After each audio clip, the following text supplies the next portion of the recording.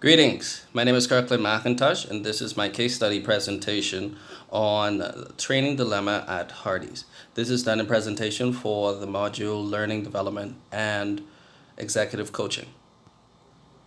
So, the first question basically dealt with what were the initial challenges that the company faced when heading into Pakistan.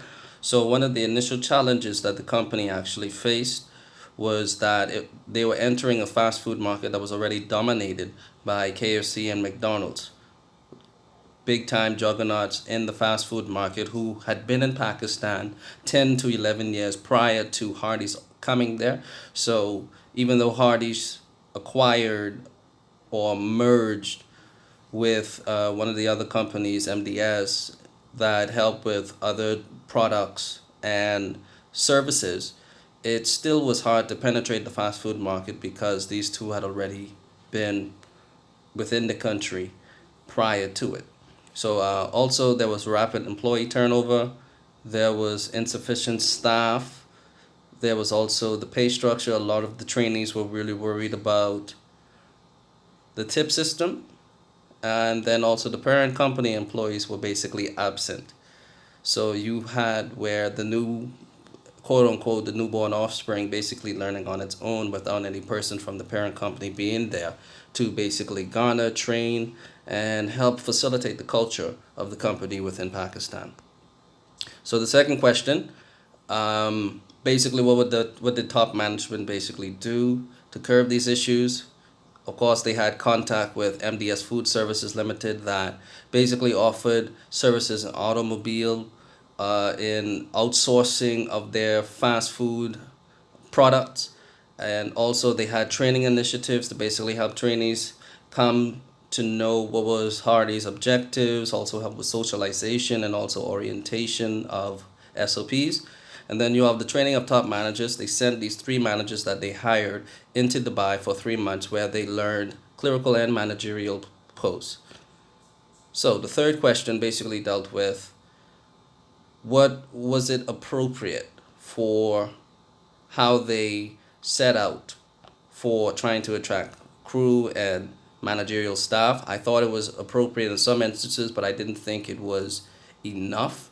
They did set out the qualifications, but it was just too broad for me in the newspaper ads. The newspaper ads were basically popular within that particular region in terms of English speaking persons within the region, and also having the oldest newspaper. So basically the ads would have garnered a lot of traffic. A lot of people would have read those ads. So that was good. But then also I would think of the use of technology, Facebook, LinkedIn, Instagram, other things that could possibly Google, and other things that could possibly help with the recruiting process.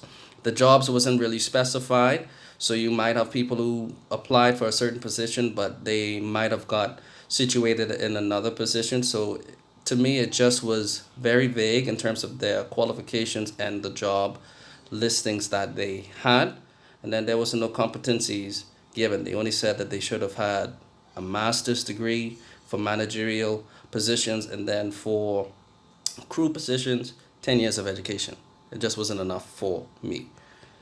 And then question 4 and 5 basically dealt with Mr. Nawaz. Was he a good trainer? In my opinion, his coaching style was ineffective. It was more of an assessor. He was basically telling the trainees what to do, how to do it, what not to do.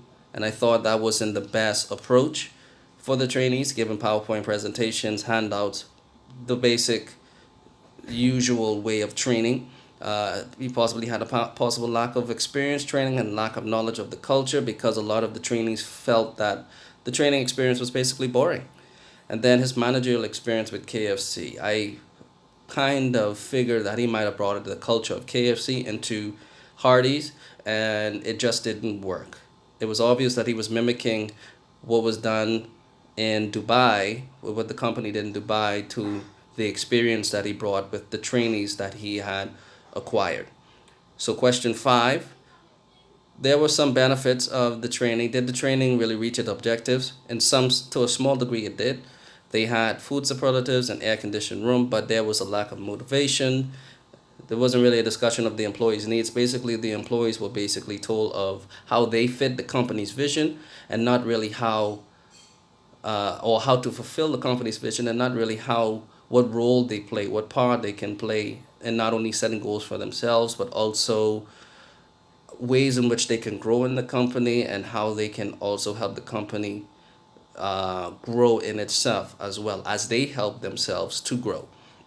So there was no discussion of learning opportunities. Employees want to know that they have the ability and opportunity to grow within the company, and I don't think it was basically the basic training session, knowing what your role is, what to do, and how to do it. And then the last question, what would I do differently? I would implement and discuss a tip system. This was obviously important within that culture. It's important to know the culture of the area that you are having your franchise in. I would also provide motivation, effective feedback during the training session. While I want them to know the learning goals, I would also have innovative activities, team building activities that giving them role plays, but basically giving them feedback as to how to do something, and basically giving them questions to basically think about how about their own self development. So align learning goals with organizational needs. My coaching style would, instead of being an assessor, which I figured Mr. Nawaz was, I would be a demonstrator and stimulator, basically showing them how to do something, and then also having them do it as well, and then also giving them thought-provoking questions that could stimulate their thinking for new innovative ideas. Also help employees see the opportunity as a career and not a job. That's very important. Discuss matters arising in the workplace, such as diversity in the workplace, such as personality clashes, conflict resolution skills that they need to understand in order to be effective and have an increase in productivity within the workplace, because you want them to feel a sense of satisfaction. You want them to feel a sense of belonging. You want them to also understand the reason of their role.